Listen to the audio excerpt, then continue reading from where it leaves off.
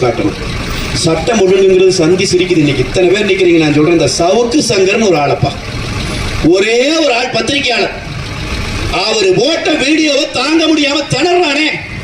அவர் வீட்டுக்குள்ள செப்டிக் டேங்க்ல இருந்து தண்ணி மோந்துட்டு போய் வீட்டுக்குள்ள ஊத்தி விட்டான்.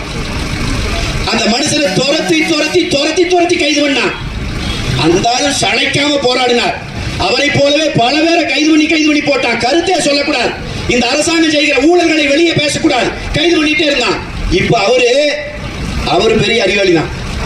இவன் இந்த வேலை பண்ணிட்டு இருக்கிறான்ட்டு இவன் பண்ண எல்லா அயோக்கியத்தனத்தையும் வீடியோவா பண்ணி அந்த வீடியோவை யாருக்கிட்டையோ கொடுத்துட்டு அவர் இப்ப எங்கேயும் தெரியல, எங்கேயோ போயிட்டார். இப்ப என்ன பண்றா தெரியுங்களா? இந்த வீடியோவை போடுற சேனல் எல்லாம் நானும் போட்டேன், என்னை கூப்பிடல. பத்திரிகையாளரா இருக்காங்கல்ல, அவங்க சேனல்ல அந்த வீடியோவை போட்டா வீட்டுக்கு சம்மன் அனுப்பிட்டு இருக்குது போலீஸ். நான் இங்க இருக்கிற தேர்தல் கமிஷன் அதிகாரிகளுக்கு சொல்லுகிறேன், தேர்தல் வந்துருச்சு. இந்த ஸ்டாலின் அரசாங்கத்துக்கு கூலி வேலை பார்த்துக் கொண்டிருந்த அந்த போலி காக்கி சட்டைகளை முதலிலே தூக்கி எறியுங்கள்.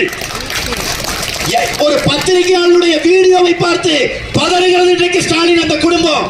அதுக்கு துணை போறாங்க இந்த போலீஸ் அதிகாரிக. இந்த போலீஸ் அதிகாரிகள் மேல நடவடிக்கை எடுத்து இவர்களை சிறைப்படுத்த வேண்டும். எவனுமே பேசக்கூடாதுங்கிறான், பேசுனா மிரட்டுறான், பேசுனா அவதூறுகளை தூக்கி வீசுறான், பேசுகிறவனை துரத்தி துரத்தி அடிக்கிறான், உயிரை சுருத்தம் கொடுக்கிறான், ஊருக்குள்ளேயே வசிக்க முடியாம பண்றான்.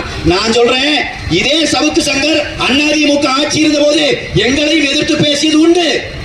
அதிமுக விமர்சனத்தை நேருக்கு நேரா சந்திச்சுக்கிறான். உங்களை மாதிரி கோழை மாதிரி அவன் வீட்டுக்குள்ள செப்டிக் டேங்க் தண்ணியை ஊத்தி விடல, அவனை கைது பண்ணி சிறைப்படுத்தல.